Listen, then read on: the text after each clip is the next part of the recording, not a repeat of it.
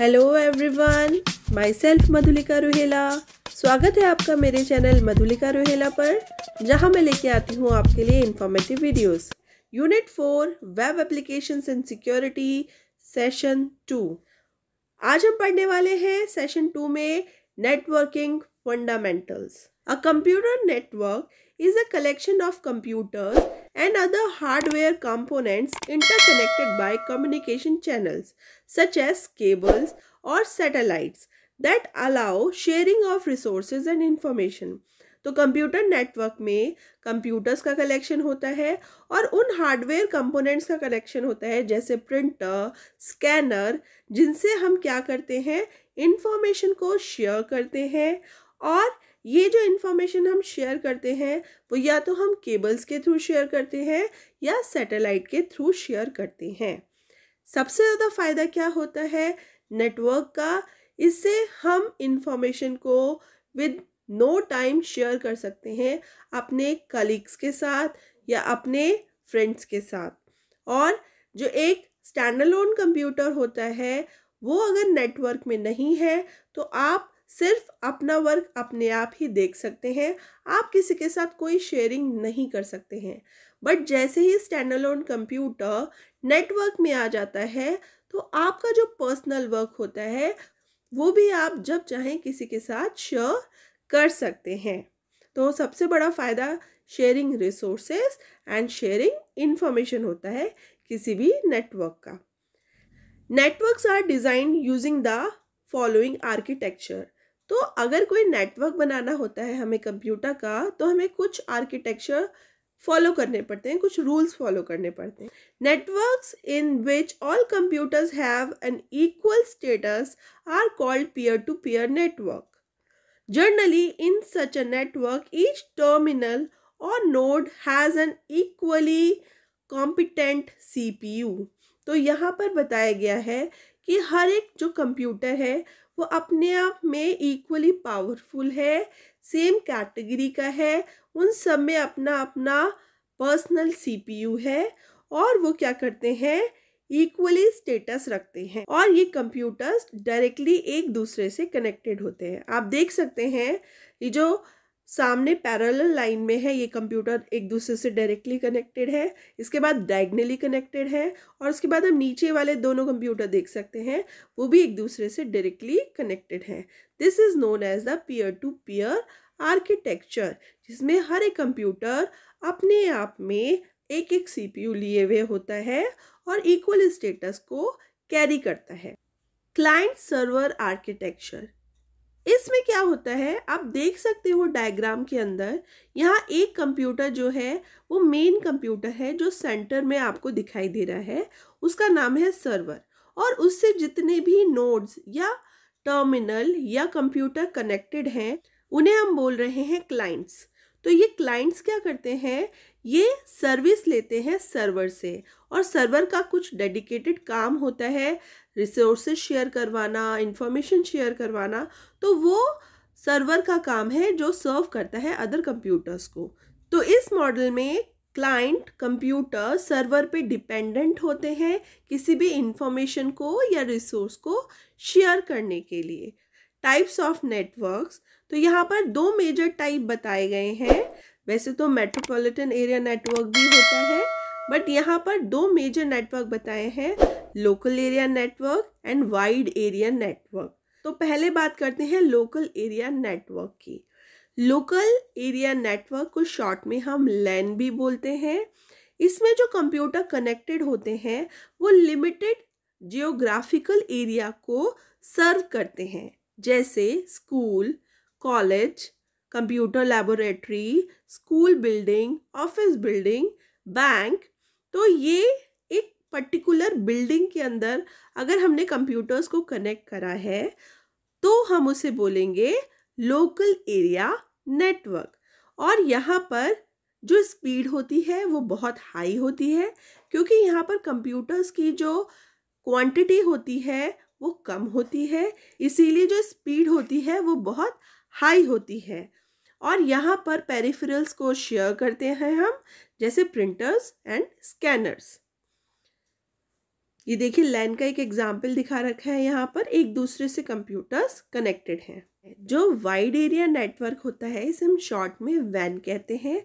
ये एक broad area cover करता है।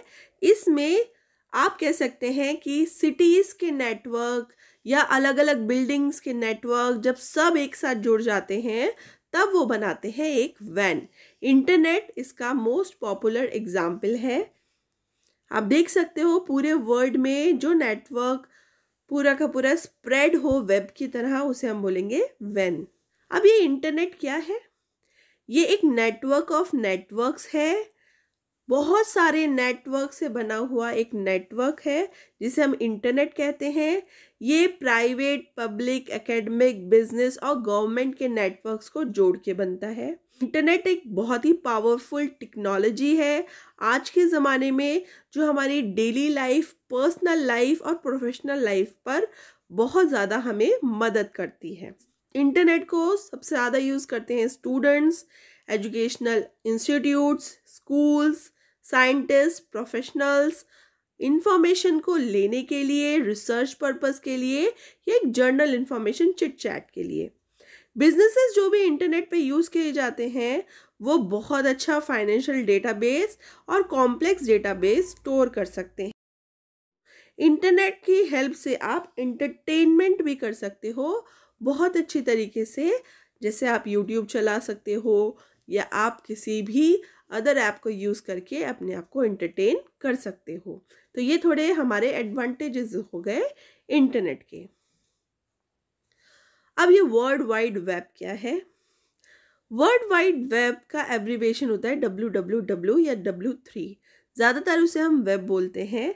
ये एक इंटरलिंक्ड हाइपर टेक्स्ट डॉक्यूमेंट्स हैं जो पूरे इंटरनेट पे हमें मिलते हैं देखने को। जो इंटरलिंक्ड हाइपर टेक्स्ट डॉक्यूमेंट है हमारे इंटरनेट पर, वो हमें मिलते हैं इस वेब से या WWW से, जिसे हम किसी वेब ब्राउज़र की मदद से देख पाते हैं। जैसे आप वेब पेज कहें हम, तो कोई भी वेबसाइट होती है वो हमारी आएगी WWW के अंडर। इसमें हम हाइपर टेक्स्ट को पढ़ते हैं और हाइपर लिंक्स के थ्रू एक पेज से दूसरे पेज पर जंप करते हैं।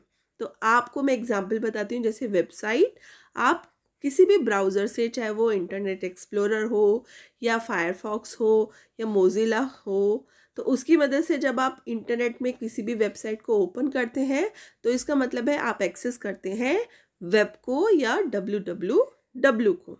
जैसे आपकी कोई पर्सनल फाइल होती है वो आपके कंप्यूटर में सेव होती है, ठीक है। बिल्कुल ऐसे ही मान लीजिए एक गूगल की साइट है और वो गूगल के वेब सर्वर पर सेव है, वो उनका पर्सनल वेब सर्वर है, वो वहाँ पर सेव है, एक तरीके से आप ये समझ लीजिए।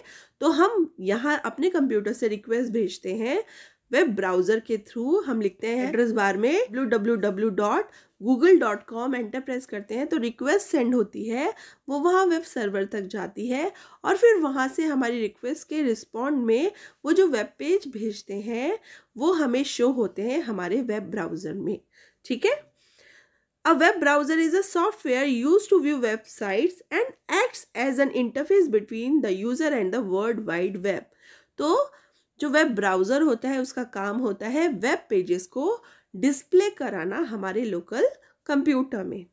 A web server is the computer that stored websites and their related files for viewing on the internet। और वेब सर्वर का काम होता है ऐसी वेबसाइट्स को अपने अंदर स्टोर करना जिनकी रिक्वेस्ट कोई भी यूज़र इंटरनेट पर कर सकता है।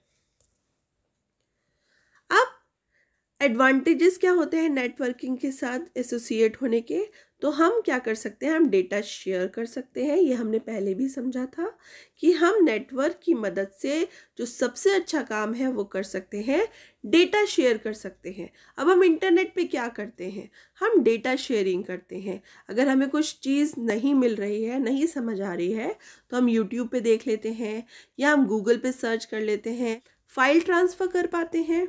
अगर हमें कुछ अटैचमेंट भेजना है किसी को, हमें कोई डॉक्यूमेंट सेंड करना है, कोई ऑडियो वीडियो फाइल है, तो वो हम नेटवर्क की हेल्प से सेंड कर सकते हैं। हार्डवेयर की शेयरिंग कर सकते हैं। हर एक कंप्यूटर के साथ अलग अलग प्रिंटर लगाने की ज़रूरत नहीं है। हम एक कंप्यूटर से अगर 20 कंप्यूटर्स भी लगे हमारे नेटवर्क पे तो कमांड दे सकते हैं, और 1 कंप्यूटर हर एक कंप्यूटर से कमांड को एक्सेप्ट करके प्रिंट दे सकता है।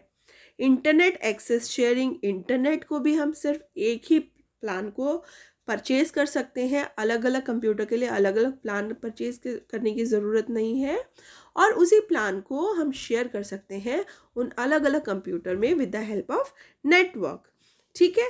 Usages of internet based applications, तो ऐसी कुछ एप्लीकेशंस जो हमारे लिए महंगी हो वो हम क्या कर सकते हैं, एक ही सब्सक्रिप्शन ले सकते हैं और उनको शेयर कर सकते हैं। Getting access to the internet, अगर हमें इंटरनेट का एक्सेस लेना है तब हमें क्या करना पड़ता है, तो हमें पहले क्या करना पड़ता है, हमें इंटरनेट कनेक्शन लेना पड़ता है। इंटरनेट कनेक्शन प्रोवाइड करने वालों को कहते हैं internet service providers. Internet service provider या ISP एक ऑर्गेनाइजेशन होती है जिसके थ्रू हम इंटरनेट को एक्सेस कर सकते हैं, या तो डायल अप कनेक्शन के थ्रू जिसमें मॉडेम लगा होता है, या डायरेक्ट लाइन एक वायर्ड लाइन होती है डेडिकेटेड उसके थ्रू, या फिर वायरलेस कनेक्शन के थ्रू जिसे हम बोलते हैं वाईफाई। अगर हम सबसे पहले बात करें, अभी हमने वर्ड पढ़ा था मॉडेम। What is modem? तो modem is a device that converts digital computer signals into a form analog signals that can travel over phone lines. ठीक है। It also reconverts the analog signals back into the digital ones या digital signals. इस word को हम बोलते हैं modulation, demodulation. तो modulation demodulation का शॉर्ट फॉर्म है मॉडेम। वायर में डिजिटल सिग्नल तो ट्रैवल नहीं कर सकती क्योंकि वायर में एनालॉग सिग्नल्स जाएंगे। तो मॉडेम क्या करता है, पहले डिजिटल सिग्नल्स को कन्वर्ट करता है एनालॉग में, एनालॉग सिग्नल्स में, जिसके थ्रू वो ट्रैवल कर सके वायर में, और उसके बाद जब वो दूसरे एंड पर पहुंच जाते हैं कंप्यूटर पर, तो वहाँ उस कंप्यूटर से पहले भी एक मॉडेम लगा होता है जो उस वायर से आए हुए सिग्नल को कन्वर्ट करता है डिजिटल सिग्नल में। तो वो रिकन्वर्ट कर रहा है, पहले क्या कर रहा है, डिजिटल वन को कन्वर्ट कर रहा है एनालॉग में जिससे वो वायर में ट्रैवल हो सके। उसके बाद वायर में जो ट्रैवल होके सिग्नल पहुंचा है उसको वो कन्वर्ट करता है फिर से डिजिटल सिग्नल में, जिसके थ्रू कंप्यूटर उसको एक्सेप्ट कर सके और उसे डिस्प्ले करवा सके, क्योंकि कंप्यूटर में हमारे डिजिटल सिग्नल्स चलते हैं। तो डिजिटल से एनालॉग में कन्वर्ट करना मॉड्यूलेशन, और उसके बाद एनालॉग से डिजिटल में कन्वर्ट करना डीमॉड्यूलेशन। तो ये काम करता है हमारा मॉडेम। अब types of common internet connectivity, तो यहाँ पर अलग अलग तरीके से बताया है। ये तो 3 हैं आपके वायर्ड, तो आप चाहे डायल अप ले लीजिए या DSL या केबल इंटरनेट कनेक्शन ले लीजिए, या आप 3G वायरलेस ले लीजिए 3G का, या WiMAX ले लीजिए, या वाईफाई ले लीजिए। ये तीनों वायरलेस हैं और ऊपर के तीनों हमारे वायर्ड हैं। तो ये क्या क्या है ये हम समझ लेते हैं। डायल अप कनेक्शन में आपको एक कनेक्शन लेना पड़ता है जो पब्लिक स्विच टेलीफोन नेटवर्क होता है उसके थ्रू, ठीक है, जिससे वो कनेक्शन इस्टेब्लिश करते हैं। इसके बाद ISP टेलीफोन लाइंस के थ्रू एक डिवाइस जो यूज़ होती है मॉडेम, उसको लगा के आपको एक इंटरनेट कनेक्शन एक्सेस करने का आपको एक डिवाइस देते हैं जिसे हम बोलते हैं मॉडेम। तो ये बहुत ही ज़्यादा स्लो होते थे, तो इसे रिप्लेस करा गया और इसकी जगह DSL या फिर केबल मॉडेम का यूज़ किया गया। DSL का मतलब है डिजिटल सब्सक्राइबर लाइन। ये आपको क्या करते हैं, डिजिटल डेटा आपको वायर के थ्रू आप पास ऑन कर सकते हैं, जिसके लिए आपको ज़रूरत पड़ती है एक DSL मॉडेम की, ठीक है, और एक सब्सक्रिप्शन की आपके इंटरनेट की। यहाँ पर एक DSL फिल्टर होता है के थ्रू आपका डेटा इजीली ट्रांसमिट हो सकता है। केबल इंटरनेट एक्सेस है एक तरीके से ब्रॉडबैंड, जिसके अंदर आप केबल टेलीविज़न इंफ्रास्ट्रक्चर का यूज़ करते हैं। इसमें आपको एक एग्जिस्टिंग केबल जो टीवी की चल रही होती है उसी की तरह आपको एक लाइन प्रोवाइड कर दी जाती है टेलीफोन की। लब से फास्ट होता है DSL और DSL से भी फास्ट होता है ब्रॉडबैंड, ठीक है। इसके बाद आते हैं हम 3G पर। ये हमारा वायरलेस सिस्टम हो गया। 3G मीन्स है 3rd जनरेशन ऑफ स्टैंडर्ड्स, जिनके थ्रू आप मोबाइल डिवाइस से टेलीकम्युनिकेशन कर सकते हैं। इसमें भी हाई स्पीड आपको डेटा मिलता है। बाद आता है WiMAX, जिसकी फुल फॉर्म है world wide interoperability for microwave access. ये कम्युनिकेशन स्टैंडर्ड हम यूज़ करते हैं जहाँ पर भी हम ब्रॉडबैंड या DSL नहीं यूज़ कर सकते हैं। जैसे कोई ऐसा ऑफिस हो गया जहाँ पर आप केबल्स का लेआउट नहीं लगा सकते हैं, या कोई ऐसा रिमोट लोकेशन हो गई पहाड़ों वगैरह की जहाँ पर आप यूज़ नहीं कर सकते हो केबल्स का, वहाँ आप यूज़ कर सकते हैं वाईमैक्स का। इसके बाद नेक्स्ट है जो बहुत पॉपुलर टेक्नोलॉजी है जिसे हम बोलते हैं वाईफाई। इसमें आप मोबाइल फ़ोन्स या इलेक्ट्रॉनिक डिवाइसेस जैसे कंप्यूटर, लैपटॉप्स को बहुत ही हाई स्पीड पर यूज़ कर सकते हैं। With the help of wifi हम ऐसी जगह पर इंटरनेट कनेक्शन को एक्सेस कर पाते हैं जहाँ पर भी केबल्स के थ्रू हम कनेक्शन नहीं कर पाते हैं। बट आजकल ये सबसे ज़्यादा पॉपुलर टेक्नोलॉजी है। डेटा ट्रांसमिट करा जाता है इंटरनेट पर, उसे अगर हम सिंपल लैंग्वेज में कहें तो आप उसे कह सकते हैं कि वो डेटा छोटे छोटे पीसेस में कट होकर ट्रांसमिट होता है। अगर हम हर पीस को एक पैकेट बोलें तो हर एक पैकेट पर जिस भी कंप्यूटर पर उसे पहुंचना होता है उसकी डेस्टिनेशन लिखी हुई होती है। मान लीजिए कि मेरा कंप्यूटर 1 से मुझे कंप्यूटर 5 तक उस पैकेट को पहुंचाना है, तो बीच में जो 2, 3, 4 आएंगे उन्हें उन पैकेट्स को पास ऑन करना होता है नेटवर्क पर, तो वो उस रूट को फॉलो करते हुए उस डेस्टिनेशन तक पहुंचते हैं। जब वो डेस्टिनेशन पर पहुंचते हैं तो उन पैकेट्स को एग्जामिन करा जाता है कि वो डैमेज तो नहीं हो गए, मिस तो नहीं हो गए हैं, और उसके बाद अगर वो पैकेट मिस हो गया होता है, नहीं पहुंचा होता है, तो उन्हें फिर से रिक्वेस्ट करी जाती है। और जब पैकेट्स हमारे पास आ जाते हैं तो डेस्टिनेशन कंप्यूटर पे उन्हें रीअसेंबल करा जाता है जिससे वो अपनी ओरिजिनल फॉर्म में पहुंच जाते हैं। ये इतनी जल्दी होता है कि हमें पता ही नहीं चलता कि ऐसा कुछ हो रहा है। मगर जब हम कोई भी रिक्वेस्ट भेजते हैं कंप्यूटर पर, जैसे सपोज आप कोई वेबसाइट ओपन करना चाह रहे हैं, तो जो आपने रिक्वेस्ट भेजी है और वहाँ से जो वेबसाइट का पेज आ रहा है वो इसी तरह पैकेट्स में आएगा और उसके बाद रीअसेंबल होगा आपके कंप्यूटर के सामने, और उसके बाद आपको शो होगा एज इट इज़, जिससे आपको पता ही नहीं चलता कि वो पैकेट्स में आया है डेटा और वो यहाँ आपके कंप्यूटर पे दोबारा से असेंबल हुआ है और फिर आपको डिस्प्ले कराया जा रहा है। अगर आप इंटरनेट कनेक्शन ले रहे हैं, चाहे आप ब्रॉडबैंड ले रहे हैं या आप वाईफाई ले रहे हैं, तो आपको सबसे पहले ये पर्पस समझना पड़ता है कि आप इंटरनेट का यूज़ क्यों करने वाले हैं। मान लीजिए कि मुझे महीने में बस एक बार इंटरनेट यूज़ करना है, तो मैं ब्रॉडबैंड लगा के क्या करूँगी, मेरा सबसे सस्ते वाले छोटे प्लान में भी काम चल सकता है। कितना एवरेज मुझे डेटा डाउनलोड करना है या अपलोड करना है, मुझे कितनी स्पीड की नीड है। अगर सपोज़ आप यूट्यूब वीडियोस बनाते हैं तो आपको स्पीड बहुत ज़्यादा चाहिए, बट अगर आप कुछ भी नहीं करते हैं, सिर्फ महीने में 1-2 बार अपनी इंटरनेट को एक्सेस करते हैं, तो आपको ज़्यादा हाई स्पीड डेटा की नीड नहीं है। तो ये सब कुछ आपको देखना पड़ता है कोई भी प्लान लेने से पहले।